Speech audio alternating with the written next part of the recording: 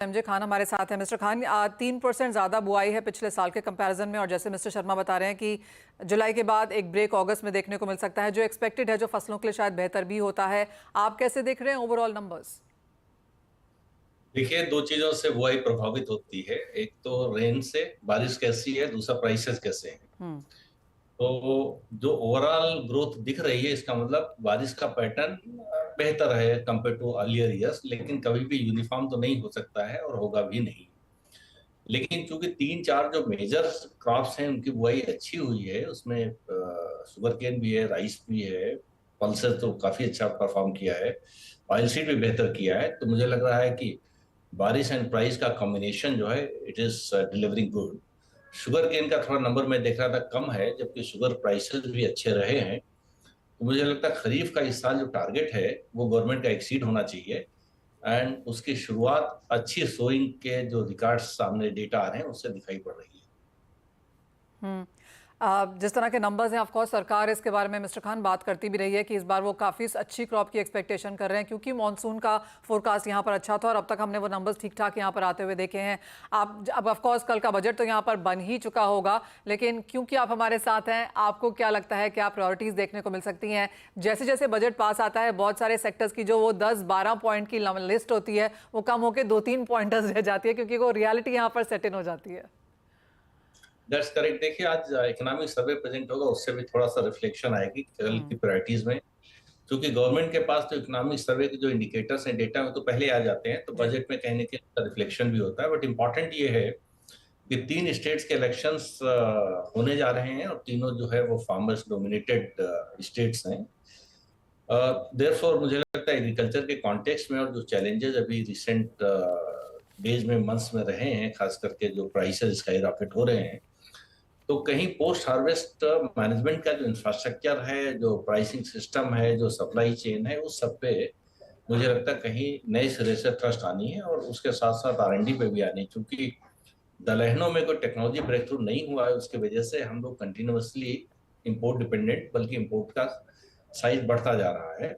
तो oil seed and pulses, इसमें technology break through आए, इसलिए R&D पे मुझे लगता है इन्वेस्टमेंट ज्यादा आएगा। लेकिन supply chain and value chain and post harvest जो इंफ्रास्ट्रक्चर है, इससे मुझे लगता है नए सिरे से या तो एग्री इंफ्रा फंड या कोई नई स्कीम के साथ में भी मुझे लगता है इसको स्ट्रेंथन करेंगे। क्योंकि प्राइसेस बढ़ रहे हैं, जिसकी वजह से सरकार का पॉलिटिकल कैलकुलेशन गड़बड़ा सकता है।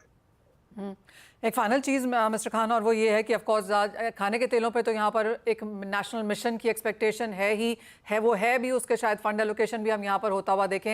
लेकिन काफ़ी सारे सेक्टर्स जिनसे बात हुई है, तो कोई कॉटन मिशन की बात कर रहा है, केन मिशन की बातें यहाँ पर हैं, पल्सेस मिशन की बातें हैं। तो सभी सेक्टर्स को कहीं ना कहीं ये लगता है कि एक बड़ी स्ट्रक्चरल, लॉन्ग टर्म, सस्टेनेबल यहाँ पर पॉलिसीज़ निकल के आ पाएंगी। लेकिन जैसे आपने कहा कि शायद हमें सिर्फ एडिबल ऑयल और पल्सेस में ही वो देखने को मिले। देखिए, एग्रीकल्चर में अगर आप लिस्टिंग शुरू करें तो शायद 110 या 112 एरिया निकल के आएंगे, हर एक पे एक मिशन आ जाए तो सब खुश हो जाएंगे। लेकिन इतने सारे मिशन से जरूरत ज्यादा है एक्शन की, और एक्शन जो है उसका पहला पार्ट जो है बजट से शुरू होता है।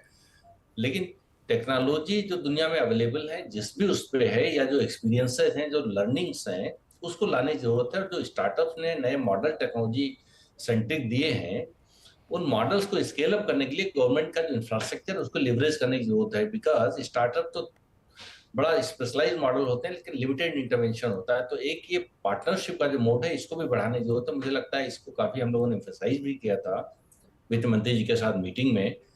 एंड मिशन से आगे बढ़ के जो एक्शंस आने ग्राउंड पे, उसमें फार्मर्स का कैपेसिटी बिल्डिंग, खास करके जो क्लाइमेट चेंज का असर दिखाई पड़ रहा है।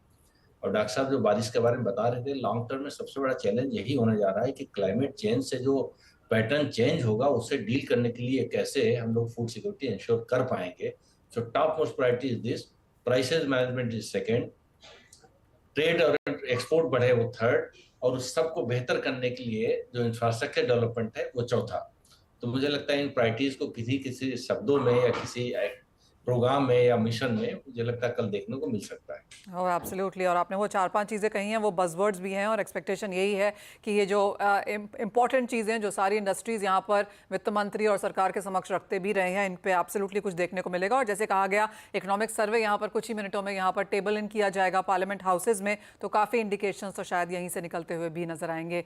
बहुत शुक्रिया मिस्टर शर्मा हमारे साथ जुड़ने के लिए। मिस्टर खान आपका भी। और इसी के साथ फिलहाल इस कार्यक्रम में इतना ही समय है, लेकिन हम लौटेंगे और फोकस यहाँ पर डालेंगे इक्विटी मार्केट्स पर।